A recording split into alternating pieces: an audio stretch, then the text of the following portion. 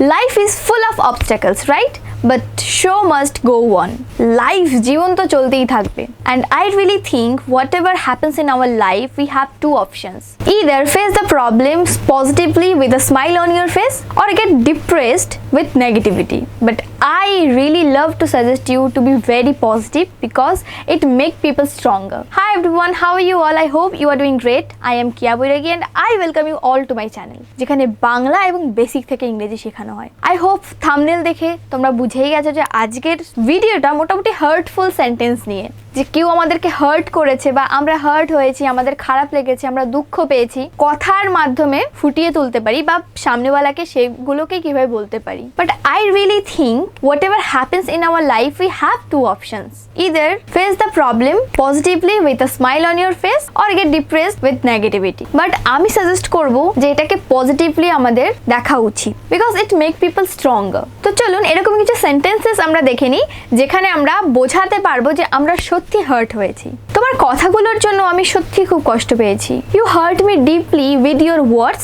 বা you hurt me deeply by your words. আমি ভেবেছিলাম তুমি এত নিষ্ঠুর হতে পারো। I have thought you could be so callous. Callous মানে নিষ্ঠুর। তুমি আজ যা করলে তারপরে আমার তোমার উপর দিয়ে বিশ্বাসই উঠে গেল।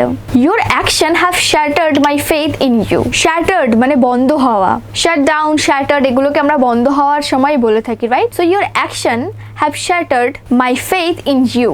আমার বিশ্বাস যেটা ছিল সেটা আজ তুমি ভঙ্গ করে দিলে বা তোমার কাজ আমার বিশ্বাসটা ভেঙে দিল। তোমার ব্যবহার আমায় আজ সত্যি খুব কষ্ট দিল এবং এটা সত্যি গ্রহণযোগ্যই ছিল না। Your behaviour was really very heartful and unexpectable. তোমার বিশ্বাসঘাততা আমায় খুব বাজেভাবে দুঃখ দিয়েছে।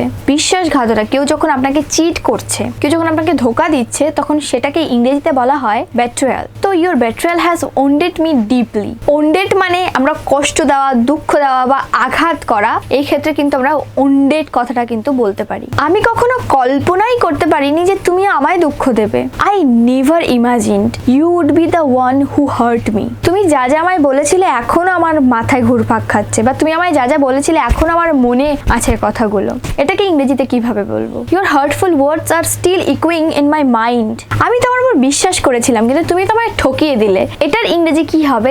Let me no in the comment box. And guys please না পারলে অ্যাটলিস্ট ট্রাই করে দেখো। আরও জানতে হলে চ্যানেলটিকে সাবস্ক্রাইব করো। Thank you.